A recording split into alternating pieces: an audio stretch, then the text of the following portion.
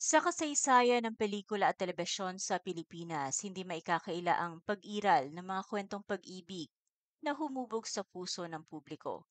Ngunit kakaiba ang sa pagitan ni Ricky Davao at Jackie Lu Blanco. Hindi lamang ito tungkol sa pag-iibigan ng dalawang sikat na personalidad.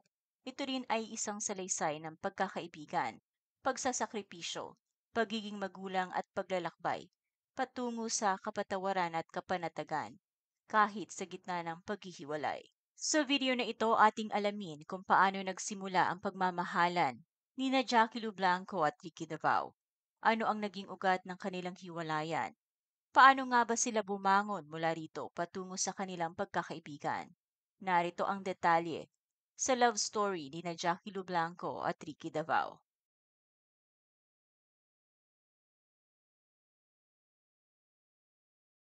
Nagsimula ang lahat sa dekada 80, isang taping ng GMA Super Show. Si Ricky Davao, isang mahusay na aktor at dating mananayaw sa grupong Vicar Crowd, ay nakatakdang umawit sa isang segment kasama si Snooki Serna.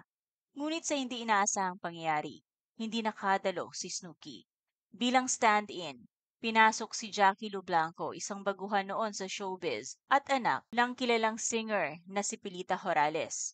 Hindi man ito ang orihinal na plano, ang sandaling iyon ang naging simula ng pagkakaibigan nila. At tulad ng maraming dakilang kwento, ang pagkakaibigang iyon ay unti-unting nahubog sa pagmamahalan. Sa mga panayam, parehong inamin ni Ricky at Jackie na hindi ito isang love at first sight. Ngunit habang sila'y magkakasama sa trabaho, lalong lumalim ang kanilang koneksyon. Sa gitna ng hectic na mundo ng showbiz, nahanap nila sa isa't isa ang katahimikan at kalinga. Noong taong 1985, opisyal nang naging magkasintahan sina Ricky Davao at Jackie Lu Blanco. Sa 4 na taon na pagiging magkasintahan, nakilala nila ang isa't isa, hindi lamang bilang mga artista, kundi bilang mga taong may magkaibang ugali, pananaw at pangarap. Sa kabila ng lahat, pinili nilang lumaban. Noong 1989, matapos ang 4 na taong relasyon, ikinasal ang dalawa. Hindi man enggrande ang seremonya, ramdam ang tunay na pag-ibig. Sa mga sumunod na taon, nagbunga ang kanilang pagsasama ng 3 anak, sina Kenneth, Ricky May at Arabella. Bagamat abala sa kani-kanilang mga karera, sinikap nilang balansehin ang pagiging magulang at artista. Sa isang panayam, ibinahagi ni Jackie Lu na kahit sila ay nasa ilalim ng ilaw ng kamera, ang kanilang tahanan ay nananatiling pribado at normal hanggang maaari. Habang sa harap ng publiko ay tila perpekto ang kanilang pagsasama, sa likod ng kamera ay hindi rin ligtas sa pagsubok ang kanilang relasyon. Sa pagdaan ng mga taon, unti-unti ring lumitaw ang mga puwang sa pagitan nila. Hindi detalyado ang mga sanhi ng kanilang sigalot at sadyang pinili nilang manatiling tahimik ukol dito. Ngunit malinaw na may mga emotional at personal na isyong hindi na nila malampasan. Hindi sangkot ang third party. Ayon kay Jackie Lu, ang problema nila ay hindi dahil sa ibang tao, kundi sa kanila lamang. Sinikap nilang ayusin ito, ngunit sa huli, nagdesisyon silang maghiwalay noong taong 2011. Isa itong desisyong masakit para sa kanilang pamilya, lalo na sa kanilang mga anak.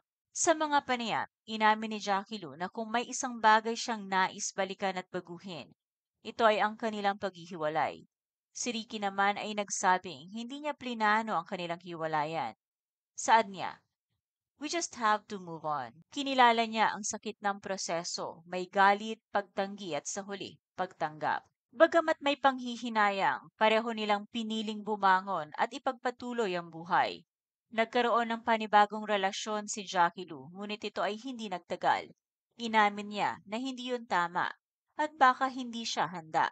Lalo't legal pa silang kasal ni Ricky. Mula noon, pinili niyang maging single at ituon ang sarili sa kanyang pamilya, trabaho at sarili. Si Ricky naman ay muling umibig. Sa isang panayam noong 2023, masayang inilahad ng aktor ang kanyang relasyon sa isang non-showbiz partner. Hindi man niya ibinahagi ang pangalan, ipinakita niyang masaya siya at suportado ito ng kanilang mga anak. Sa kabila ng kanilang paghihiwalay, nanatili silang mabuting magkaibigan.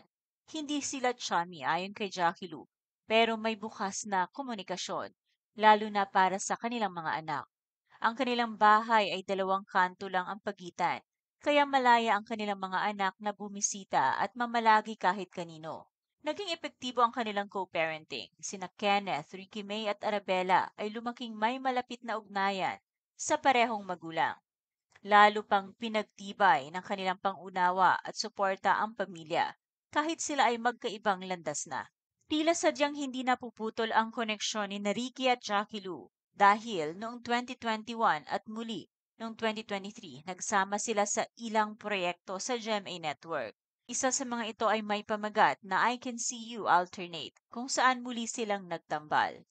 Bagamat marami ang kinilig at umaasang magkakabalikan sila, nilinaw ng dalawa na ito ay trabaho lamang. Ngunit hindi maikakailang may respeto, komportableng samahan at hindi matitinag na samahan sa pagitan nila. Nitong May 1, 2025 na maalam si Ricky Davao sa edad na 63.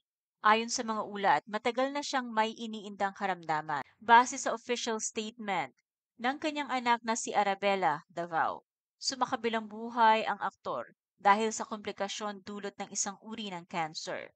Kasunod nito, nagbigay din ng pahayag si Jackie Lou at sinabing naroon siya nang pumikit ang mga mata ng dating asawa.